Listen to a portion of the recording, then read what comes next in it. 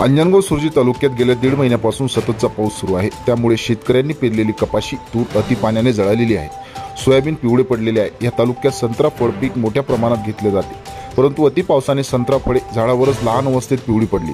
बुरशीजन्य रोगांचा प्रादुर्भाव होऊन संत्रा झाडे सुद्धा मरत आहे। त्यामुळे संत्रा उत्पादक शेतकरी सुद्धा मरणाच्या दारात उभा आहे। सततच्या पावसामुळे शेतकऱ्यांवर नैसर्गिक आपत्तीचे संकट आलेले आहे, म्हणून शेतकऱ्यांना वाचविणे सरकारची जबाबदारी आहे। त्यासाठी सरकारने तूर, कपाशी व इतर पिकांना हेक्टरी 1 लाख रुपये व संत्रा उत्पादक शेतकऱ्यांना हेक्टरी 2.5 लाख रुपये मदत करण्याची मागणी अंजनगाव तालुका राष्ट्रवादी काँग्रेस शरदचंद्रजी पवार पक्षाच्या वतीने करण्यात आली। तसं निवेदन अंजनगाव तहसीलदार मॅडम यांना तालुकाध्यक्ष प्रदीप येवले, कार्याध्यक्ष राजेश तायडे, प्रदेश सदस्य सूरज फुके, जिल्हा संघटक विनोद सरदार, दीपक राऊत, फहीमबाई, धर्मेंद्रजी जावरकर, महिला प्रदेश सचिव स्मिताताई लहाने, स्मिताताई घोगरे, महिला तालुकाध्यक्ष साधनाताई कोकाटे, शहराध्यक्ष मीनाताई कोल्हे, सागर हुरबडे, अनंत हरणे, शहराध्यक्ष अनिल शिरोळे, वक्ता विभाग तालुकाध्यक्ष नितीन निमकाळे, तालुका सचिव दिनेश येवले, तालुका उपाध्यक्ष सुनील येवले, अजय शिराळकर, सुभाषराव गोडे, पुरुषोत्तम ढोले, अनिकेत खाडे,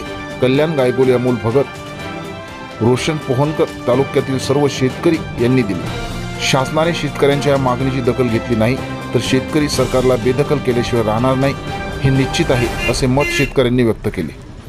वृत्तसंकलन विभाग, विदर्भ माझा न्यूज, अमरावती। आताच आम्ही राष्ट्रवादी काँग्रेस पार्टी अंजनगाव तालुक्या शरदचंद्र पवार साहेबांच्या पक्षाच्या सर्व पदाधिकाऱ्यांनी तहसीलदार मॅडम यांना निवेदन दिले।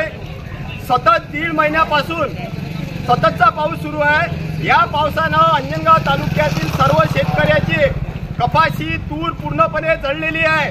संत्रा उत्पादक या तालुक्यात सगळ्यात जास्त आहे। संत्रा उत्पादकांचे सर्व संत्र पिवळे होऊन खाली आलेला आहे। पूर्ण शेतकरी अंजनगाव तालुक्यातला हा मरणाच्या दाराशी उभे आहे, परंतु प्रशासनाला याची कोणतीही गंभीर दखल नाही।